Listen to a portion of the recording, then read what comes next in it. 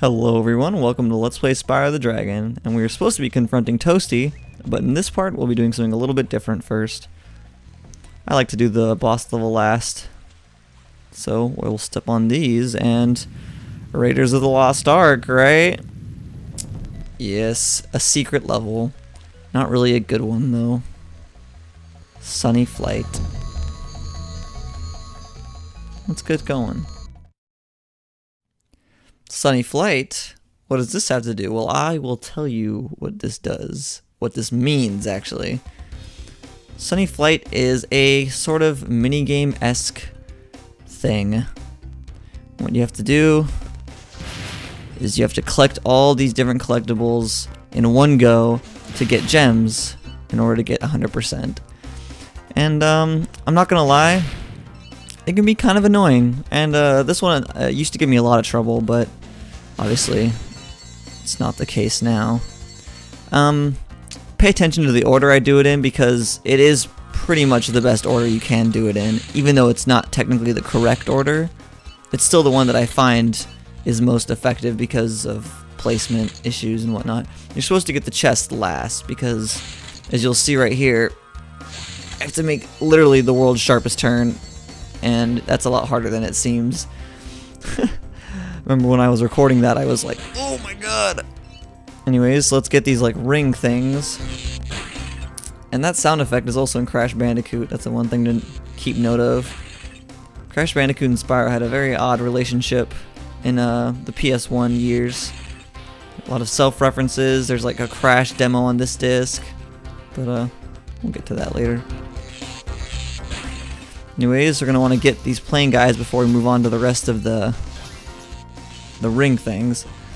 I'm not going to lie, I'm not a big fan of these. They're pretty fun, but they're certainly not as annoying as the ones in the second game, which are a lot more challenging. And there's also a mission inside of the level in the second game, but let's focus on this game right now. So there's one of these each world, so you have to play one every world. So we got all the things in one go. Pretty nice, pretty sweet. As you can see, you get your gems. 300 in total, actually. We will not be trying again.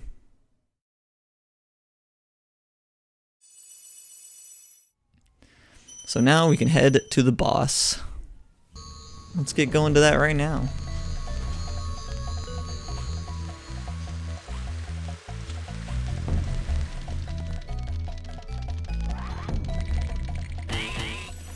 Always gotta hit those guys, they deserve it. Anyways, let's go to Toasty. Oh, wait, but first, we gotta... Alright. Now we're Toasty. Now, let's go to Toasty.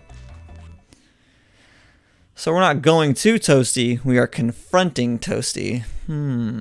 Interesting. That is because Toasty is a boss level, as I might have said previously. I forgot.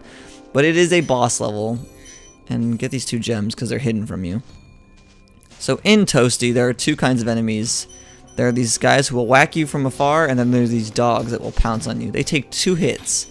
So just use L1 or R1 and roll away. The roll mechanic is only used in this game, so keep that in mind. And it's pretty much only used for those dogs. It's pretty interesting. I wish they really did more with it, but they never really did because it was taken out in the later games. But those dogs are sprawled all across Toasty, and they're pretty much harder than the boss Toasty, as you'll see later. By the way, I love this music. This is probably one of the better songs on the soundtrack. I don't know if it's Dark Hollow or this song that are my favorite, but it's definitely one of those two because this song's really good. It's got great build up. And it brings back the medley from the title theme. So yeah, as you can see, the roll makes these dogs kind of a joke, but it is a really fun mechanic to play around with, honestly. Even though it looks a little silly.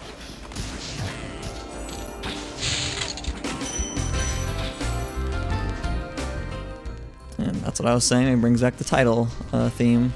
Really great music, honestly. Really great composing from Stuart Copeland in this game, and the next games, honestly. So try and adjust that PS1 camera there for a second, and let's just get him and jump away. Yeah, that one can be a little difficult because you can't roll really, or else you'll fall off. So, but no issues. But because Toasty's a boss level, it is noticeably smaller on terms of gem count and just the way the level's designed, so, you know.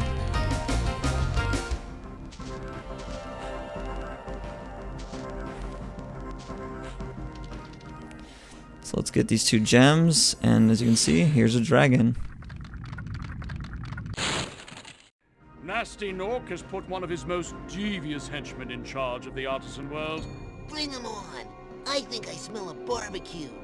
Be careful, Spyro. This boss has many tricks up his sleeve. He has many tricks up his sleeve. Get this gem. And there is Toasty. So, he'll sit there and spin. All you really have to do is kill the dogs. He will hit you if you just stand there like a fool and let him hit you. Go up to him, flame him. I don't know what that noise was, but I'm not gonna spoil it for anyone. And we just double killed those dogs. What a joke. Oh, there you go. Secret's out. Sheep on stilts. And as you can see, he's got giant feet things, and this boss is always hilarious. And you've kind of just been introduced to the way bosses work in Spyro. They're not really bosses. They're more of just kind of jokes. I mean, honestly. Not jokes as in like, oh, they're a joke, but like, they're just silly, kind of. Anyways, that's pretty much it for Toasty. So let's return home.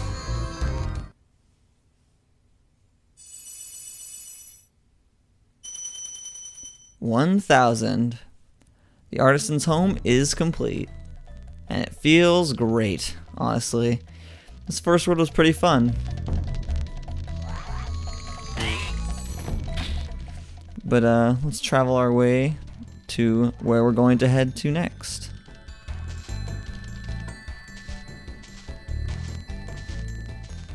And here's the balloonist, and he will be taking us to the next world, where I and a guest will be seeing you next time.